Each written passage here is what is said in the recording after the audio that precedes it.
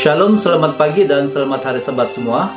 Selamat bertemu kembali dalam bacaan misi kita pada Sabat yang kedua ini yang bertarikh 11 April 2020. Tajuk pelajaran kita pada Sabat ini adalah seorang Adventis dalam 10.000.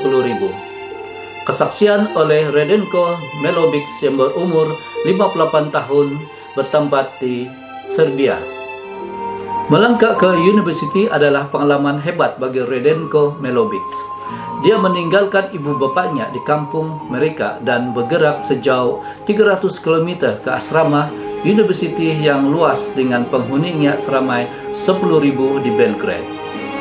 Radenko lebih banyak berseronok daripada belajar.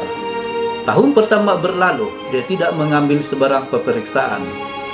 Untuk mengelakkan daripada diusir dari asrama, beliau menukarkan mata pelajaran pentingnya untuk tahun akademik yang seterusnya. Tahun kedua berlalu, dia tidak mengambil sebarang peperiksaan juga. Radenko menukar mata pelajarannya sekali lagi. Tahun ketiga pula yang berlalu lagi, dia masih tidak mengambil sebarang peperiksaan. Bukannya belajar, sebaliknya dia berpesta. Dia minum dan merokok dengan kawan-kawannya. Oleh karena dia seorang pelajar yang populer, beliau dipilih sebagai presiden badan pelajar di sekolahnya. Semasa tahun keempatnya, tragedi melanda. Kakaknya meninggal semasa melahirkan anak. Radenko amat sedih sekali. Kakaknya seperti malaikat dalam keluarga mereka. Dia tidak tahu apa yang perlu dilakukan.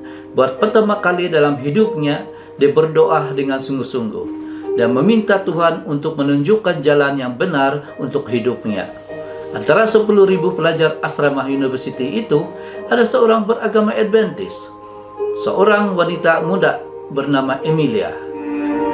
Tidak lama selepas doanya, seorang kawan memperkenalkan mereka.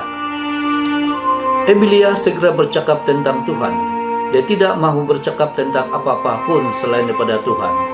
Dia memberitahu Radenko bahwa dia adalah seorang Seventh-day Adventist. Radenko tidak pernah mendengar tentang Adventis.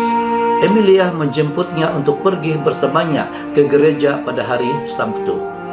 Dan Radenko bersetuju. Dia dihentikan oleh Pastor Belia ketika dia hendak pergi.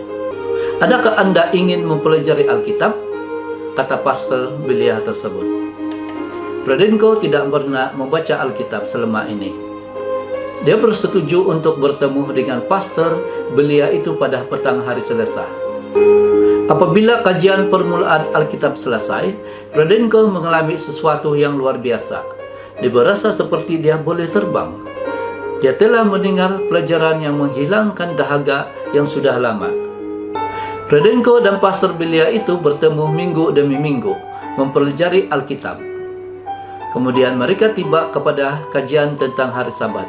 Radenko terkejut bahwa Alkitab mengenalkan hari Sabtu sebagai hari Sabat. Keesokan harinya dia pergi berjumpa seorang padri untuk memastikan tentang hari itu. "Adakah Anda tahu bila Yesus dibangkitkan?" soal padri itu kepada Radenko. Dan Radenko menjawab bahwa hari Ahad. "Itulah sebabnya mengapa kita bersabda pada hari Ahad," kata padri itu. Radenko memberitahu pastor itu mengenai perbualan dengan padri itu. Pastor itu menjelaskan bahwa kematian dan kebangkitan Yesus tidak mengubah hukum. Perintah keempat masih mengatakan hari ketujuh adalah hari Sabat.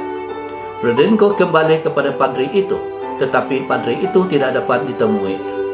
Padri lain mendengar soalannya. "Bapak kita, yaitu Pop, memutuskan pada hari Ahad," kata padri itu. "Dan saya tidak mempersoalkan pendapat mereka," kata padri itu. Radenko mendapati jawabannya mengejutkan. "Sesiapa yang mempunyai kuasa yang lebih tinggi, Alkitab atau Bapak-Bapak Kudus?" dia bertanya. Padri itu menolak untuk menjawabnya. Bagi Radenko, Alkitab jelas mempunyai otoritas yang lebih tinggi. Hari ini Radenko berusia 58 tahun dan telah berkawin dan seorang siswaza untuk university. Dia mengasihi Tuhan. Dalam Alkitabnya, dia menggunakan penanda biru untuk menyerelahkan ayat yang dibaca oleh pastor semasa pembaptisannya. Yesua 1 ayat 8 berbunyi begini, janganlah engkau lupa memperkatakan kitab Taurat ini, tetapi renungkanlah itu siang dan malam, supaya engkau bertindak hati-hati sesuai dengan segala yang tertulis di dalamnya. Sebab dengan demikian, perjalananmu akan berhasil dan engkau akan beruntung.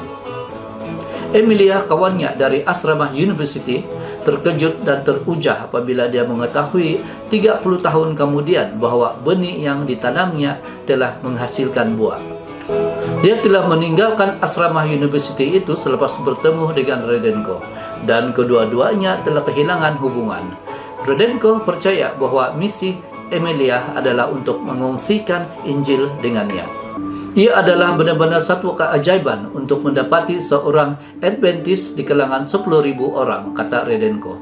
Tetapi itu adalah jawaban Tuhan ketika saya memintanya untuk menunjukkan jalan yang benar untuk diambil dalam hidup saya, kata Rudenko sekali lagi.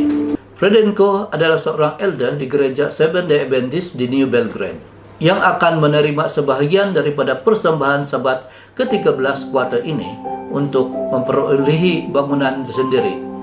Sidang jemaah beribadah di sebuah teater yang disewa ketika sidang itu ditubuhkan pada tahun 1993 dan kini berkongsi bangunan dengan jemaat Adventist yang lain di New Belgrade. Terima kasih kerana merancang untuk memberi persembahan Sabat ke-13 ini. Seperti biasa, bacaan misi ini ditulis oleh Andrew McChesney. Sekian saja bacaan misi yang kedua pada Sabat yang kedua ini, dan sampai ketemu lagi di pelajaran yang ketiga. Tuhan memberkati.